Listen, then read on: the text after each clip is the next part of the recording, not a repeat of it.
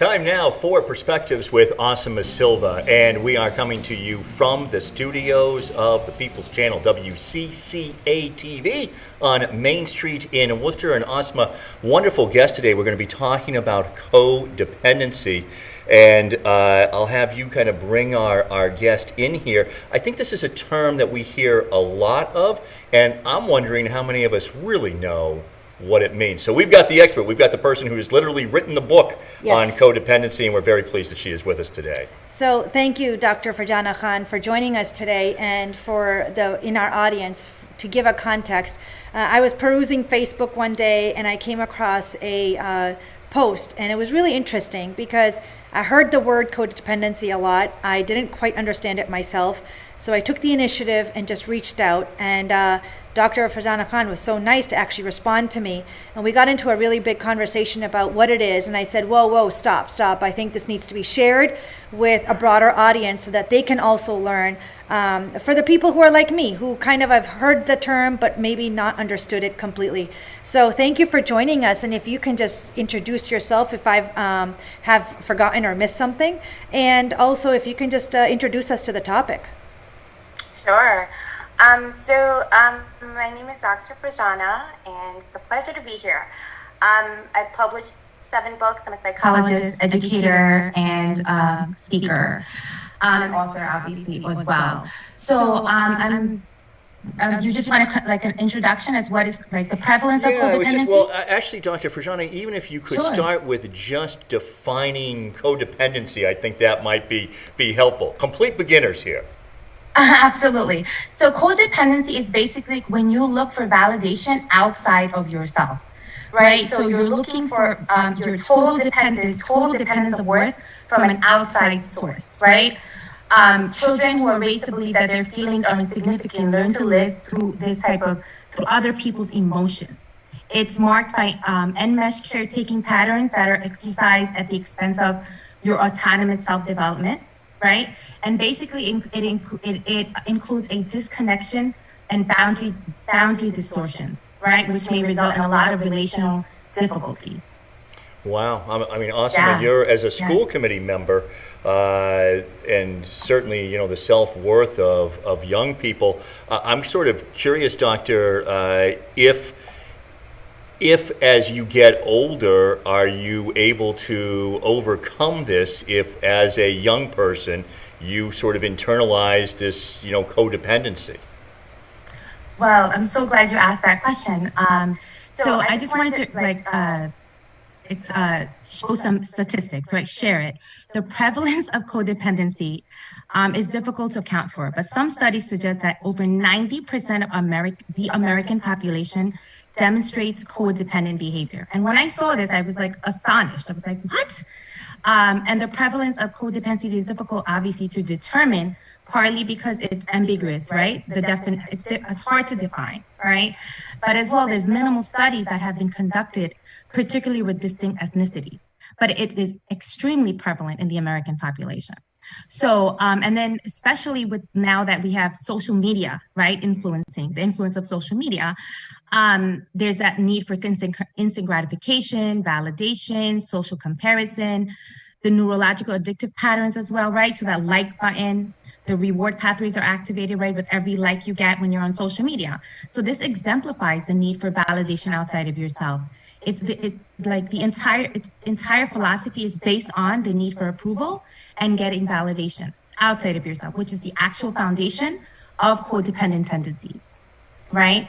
Yeah. So no, I mean, and what you're saying about social media in today's society is so true as well. And Asima, I'll let you come in here. But again, I'm kind of struck by the young people that that you see in the Wachusett school district. I guess my question is, we're talking about mostly of young people at this point. What can you give us some examples of what kind of codependent behavior you were referring to? Sure, absolutely. But before I do that, I just wanted to kind of explain how did this originate? Like, how did I get to publish this book? It's extremely important to kind of understand the theory behind it. One is that as I see my clients, right, young and old, right, elderly, young adults, I started noticing like a constant theme among my clients. They had similar relationship problems, right? Similar communication difficulties. So I had to stop and reflect and say to myself, wait a second, codependent tendencies is the common theme here, right? That's the common theme. So I started asking, like, why is there an increasing amount of codependent tendencies among the population? So I started analyzing the research, looking at the current rise in mental health struggles, dysfunction, right? And I had to think about what was going on in society, like what is going on as a whole in society, right? And so I noticed that, individuals come from various backgrounds, right? We have the individualistic society, right? And then the collective dynamics, right? Collective backgrounds. And what I realized is that codependent tendencies may arise from what you can in individualistic societies. Basically, codependency arises from what you can accomplish, right? You're defined by what can you accomplish. And in collective upbringings, there's a tendency that what can you do for others, right? What can you do for others? So that was something that I started really reflecting on. And that's how my book came about, where I'm like, wait a second, I came up with my own theory about why is this occurring, right? And then started writing this book. Americans, we pride ourselves on in being rugged individualists. Yes. We're not sheeple. Wear a mask. Ha! No, I am an individual. Get vaccinated. Ha! I am an individual. You can't tell me what to do. And yet, 90% of us are codependent. So I have so you brought up a great point when you said, if the cultures that are individualistic and stress individual achievement, they have more codependency behavior versus the cultures that are more, a communal culture where they are more geared towards benefiting society rather than just the self. Does that mean, when you're saying that, I'm thinking Asian versus the Western kind of culture. So are there less codependence in the Asian? Well, there has to be a lot more research done on this. But what I am saying is it's depicted in two different ways. So when it's a collective dynamic, right? The codependency still occurs, but it's more about what can you do for others. Do you see? And then when it's individualistic, it's about accomplishments. And let me explain that a little bit more. Maybe you'll understand that if I clearly explain it. So one of my theories is a codependent societal programming has occurred, right? Due to consumerism. And this is, again, a theory that I came up with, right? So society programs us in a way because society lives on consumerism, right? This is how we get paid. Think about it, right? If you have, drug dealers get paid by individuals who want to numb themselves, right? Who struggle with dysfunction and pain. Judges get paid by family issues, relationship issues, right? Criminal activities. The government gets paid by taxes. It's built on consumerism, right? Everyone is making money off of somebody. So this is how the cycle works. So now, how does society teach us how to be codependent? This is where I'm going to explain what I mean by that.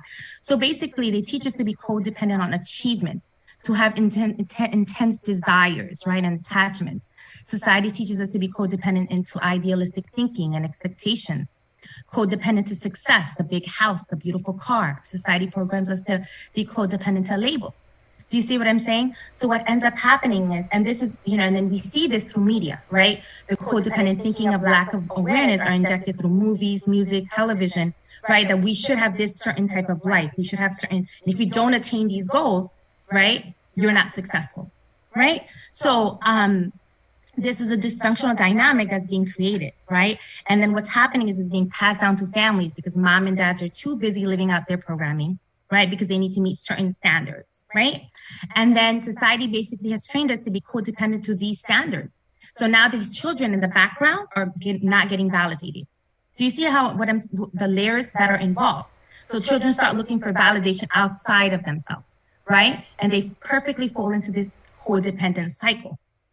And then what I wanted to also say is that this is like one perspective, right? One theory, right? But then there's a second theory, which I wanted to also emphasize, which we talked about the collective family background, right? Right. And this is usually for first and second generation families, right? There's also a lot of faulty programming that occurs, right? as well as idealist, which includes ideological thinking, right? Not being good enough. And it begins with family dynamics, right? We have parents, and this, I'm talking about particularly, let's say, South Asian cultures, right? South Asian dynamics, right? We have parents or somehow or similar cultures with this type of influence, right? We have parents who are simply living out their programming while raising kids. You have a mother, due to her faulty cultural programming, is cooking and slaving away, right? Taking care of the in-laws, busy with the concept of her role, too busy to notice her children's emotional needs. She takes care of them, right? Obviously, right? Bathes them, feeds them. But on an emotional level, there's no connection, right? The father is paying bills, right? He may mostly get, he might be angry or frustrated to accomplish the American dream.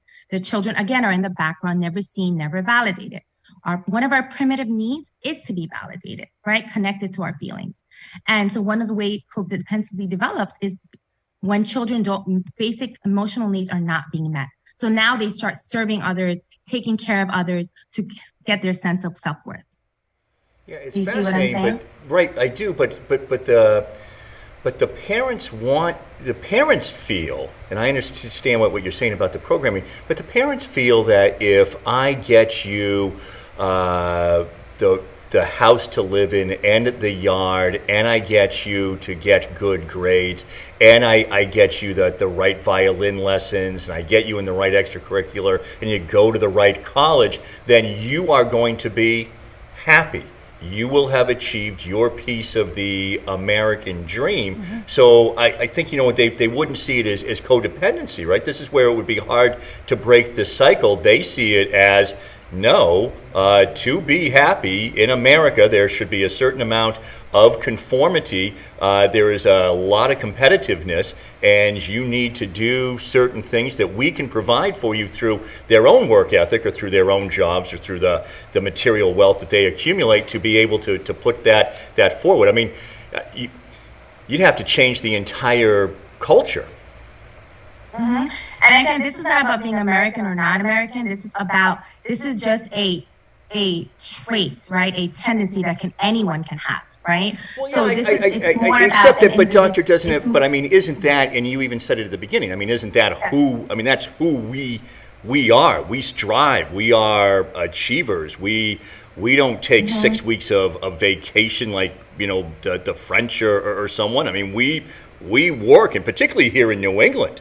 We work harder than the people in the South. We feel, right? I mean, we have our own hang-ups. We are hard workers, absolutely, right? So it's about connecting, right? Connecting and validating your children, right, at an early age, so we can, and being present for them. Yes, I mean, definitely more awareness has to be raised, right, as to how to change this dynamic. Explaining what that means, because when you say connecting and being present for them, many parents take that to mean I spent 15 minutes of dinner with them. I took them out to a movie. So what does it mean to be present and connecting? Okay, so when you're present and connected, you're validating your children's feeling. You're asking them, how do you feel? How was your day? You're asking yourself, how do I feel? Right? So let me, when you had mentioned what are some codependent characteristics, right? So maybe that will help. Individuals who have those codependent tendencies, they have difficulty thinking, they think and feel responsible for other people's feelings, right? Thoughts and actions, right? They give or help at the expense of their own need, right? So it comes to some certain extremes where they can get physically ill, but they'll still go out and help family members. Right? There's low self-esteem, people pleasing, right? Trouble managing emotions, communicating, obsessive thinking, right?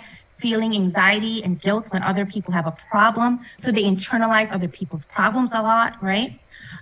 Feeling compelled to help problem solve, right? People's problems, family members, feeling angry when their help isn't effective, right?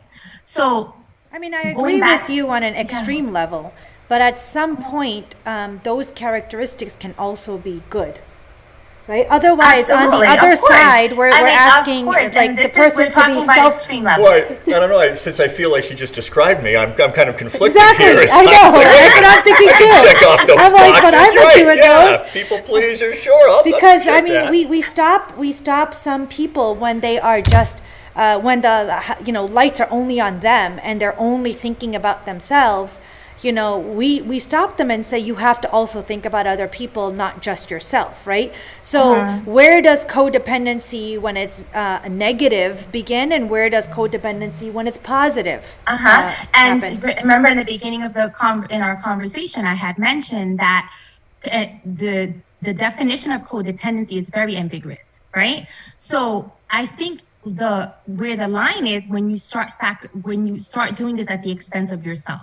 When you are getting physically ill, you see yourself developing anxiety, symptoms of depression, right? So that's when you're like, wait a second, I need to find the middle ground. I need to find the middle path, right? So, I mean, of course, kindness and love and being there for others, but if it's a specific tendencies that you have that will occur that's at the expense of yourself, right? And long-term, what happens, right? You can develop illnesses in families when you have these codependent tendencies. What you start doing is you start enabling, right? So let's bring substance abuse into that picture. So now if let's say a mother has codependent tendencies, she will start enabling her child because she cares for her child. She won't get the child the right help, right? This is some examples of what it might look like and how dysfunction can start occurring.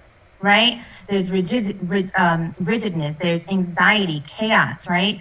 Being nice over your safety or mental health, right? And then children start learning this. It's hard for them to set boundaries, right? So going back to my book, in this book, I really talk about how to set boundaries. So if someone has these codependent tendencies on an extreme level, how to set boundaries, right? How to not enable.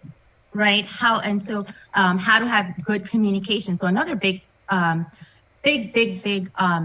difficulty with individuals with codependent tendencies is that there's difficulty communicating, right? And I have many clients who come to me and have difficulty in their marital relationships because of this one communication issue, right? So I'm going to give you an example.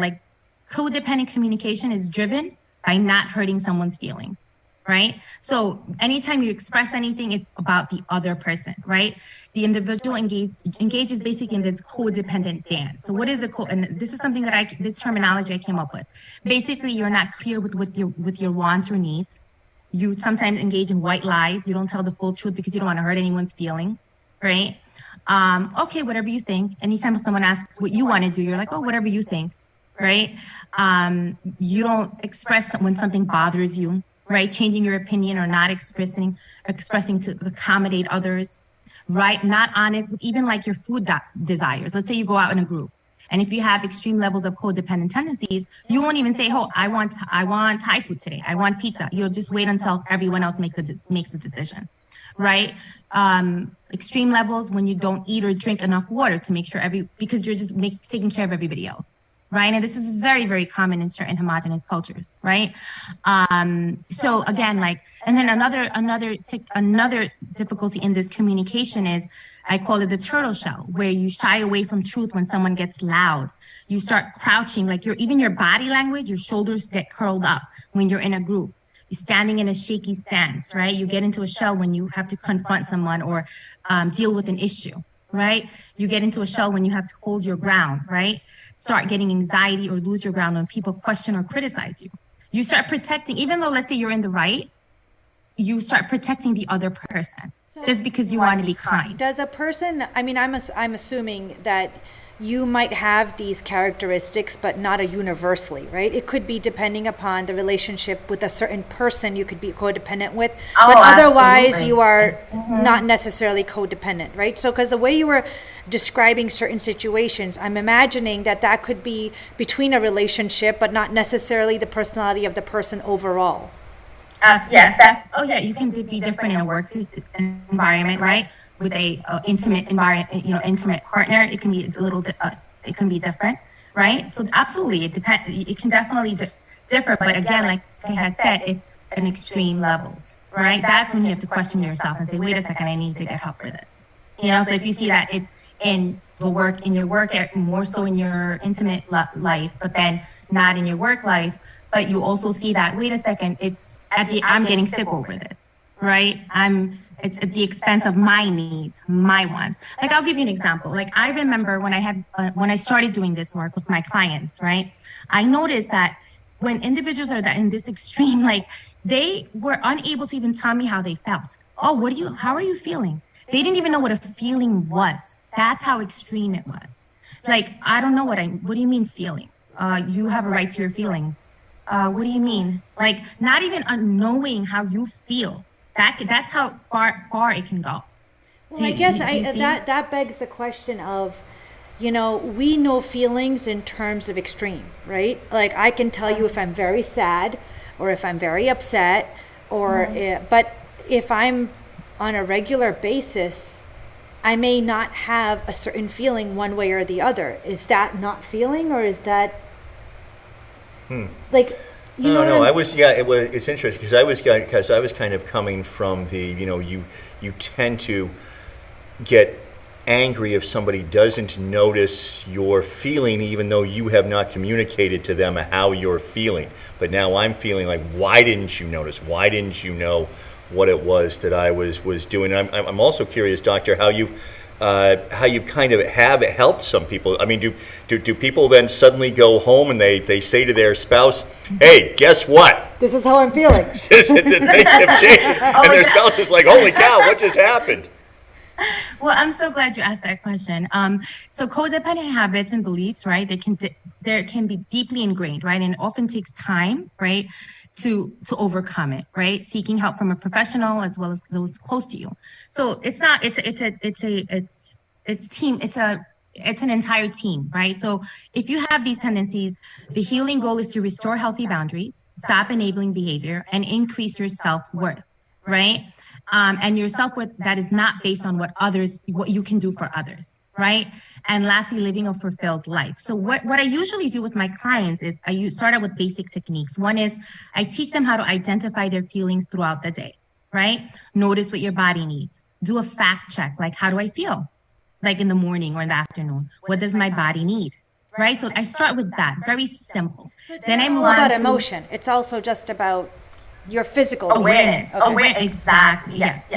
Then I say, okay, then I move on to expressing one's needs and feelings. So I start working on like expressing and why that's important, right? Because I say a very, very important sentence I say is, hey, if I don't express myself, silence breeds anger. Silence breeds animosity, right? So resentment. So it's very important to express yourself. And it's very hard for individuals who have these codependent tendencies to find their voice. So I help them teach them, or I guide them to find their voice, right? And sometimes if you live in certain families, like enmeshed families, we come from enmeshed families, right? Families where boundaries are all mixed up, right? What ends up happening is it's very hard for you to separate yourself and express yourself. So I teach your individuals to be like find your voice and basically like be your own father. Like sometimes you think someone else is going to read, like you had said, oh, why don't you know my feelings? Why didn't you figure it out? Why didn't you read it? No, you have to let the person know, right? So it's finding your voice, right? And not losing that voice. So then I move on to, like I said, expression. Then I talk about how are you a puppet to each significant relationship in your life? So I actually have my clients draw a puppet of themselves and show like who is pulling their strings, right? And how, right? Every individual in their life. So that's, again, putting things into perspective. Like, wait, am I making these decisions, or am I making it because I'm doing it for other people, right? At the expense of me, right? Do I start acting like in a certain way? Recognizing discomforts and taking action right away. So I teach them to recognize their discomfort, and then like, okay, I'm thirsty right now. Okay, I'm not going to sit here for another hour. I'm going to go get some water, right? Recognizing enabling behavior, setting boundaries, and basically I talked about being your own voice, right? So these are some ways I start out with these clients. You know what I'm also wondering about is the technology. Was it different back in the 1800s compared to the 1900s compared to now in 2021? Has technology, TV, you had mentioned social media early, does all of this technology somehow and the images that were being shown in the advertising feed into our codependency? Absolutely. I mean, I mentioned earlier, like, it's social media is based on seeking, approval, right? It's based on getting validation by others, right? Because you're waiting for that like, you're waiting for that click, right? So it's definitely plays into codependent tendencies. It definitely does. I mean, think about it. We talked about, remember, we have the excessive commentary, right? You have individuals commenting all day, right? You're looking at that, right? You're getting your validation from that. There's instant gratification, right? Think about dopamine, right? Addiction starts transferring in all areas of our life because the constant social media, what happens? Dopamine is a neurotransmitter I think we that have plays to, a role in pleasure. I just have right? to And stop right there just for a reward. second because we have just enough time for you to tell us Sure. where people can follow you and then to hear from Asima. Absolutely. So what did you want me to do right now? Just I'm sorry, I where missed that. people can follow you and perhaps get your book or books. Absolutely. So my book is called, right here, I hope you can see me. This is called Kill the Codependent in You.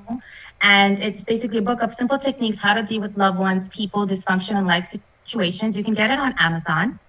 As far as following me, I have a YouTube channel that you can find me on. Just type in my name and all my ways of following will appear. Just put in Dr. Farjana Khan, and have a lot of work on codependency, anxiety, how to deal with anxiety, depression, first and second generation, difficulties, etc. Doctor, Yes, thank you. Just thank out of you for time. joining us. We are out of time, and I hope you enjoyed this topic, and please join us again on Perspectives with Asima Silva.